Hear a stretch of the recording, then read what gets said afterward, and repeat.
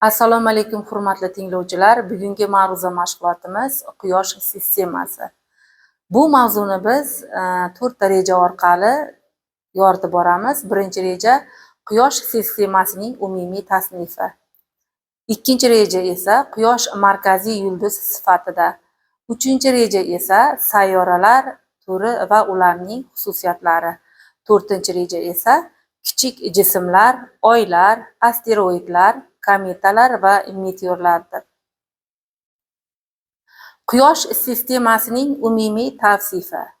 Quyosh sistemasining markazida Quyosh joylashgan bo'lib, uning atrofida sayyoralar, ularning yo'ldoshlari asteroidlar, kometalar va boshqa kosmik jismlar aylanadi.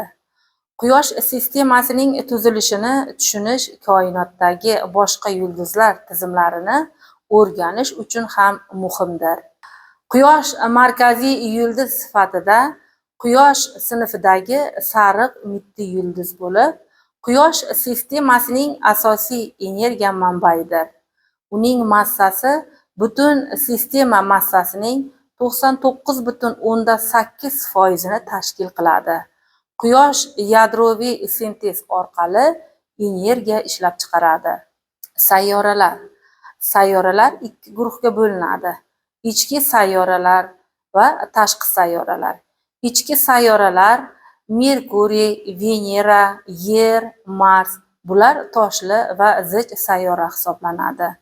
Tashqi sayyoralar esa Yupiter, Saturn, Uran, Neptun bular esa gazsimon va katta hajmli sayyoralar hisoblanadi.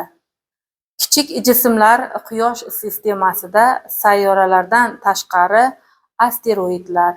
Asteroidlar asosan belbog'ida kometalar, muz va changlardan iborat. Meteoritlar va ko'plab oylar mavjud. Kuiper belbog'i va aorta buluti.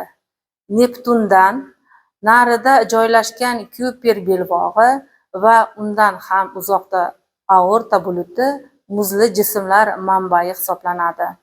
Bu hududlarda ko'plab kichik obyektlar, jumladan Pluton mavjud. Quyosh sistemasida sayyoralardan tashqari asteroidlar, asosan kometalar ham harakatlanib turadi. Quyosh sistemasining hosil bo'lishi Quyosh tizimi taxminan 4,6 milliard yil avval gaz va chang bulutidan shakllangan. Og'irlik kuchi ta'sirida markazda, Quyosh atrofida esa boshqa jismlar shakllanadi. Zamonaviy tadqiqotlar NASA va boshqa kosmik agentlik tomonidan amalga oshirilgan.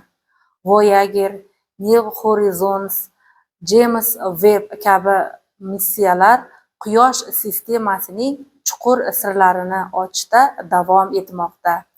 Xulosa qilib shuni aytishimiz mumkinki, Quyosh sistemasi biz yashayotgan kosmik muhit bo'lib, uning o'rganishini, insoniyatning koinotini aniqlash yo'lidagi muhim qadamlar biridir.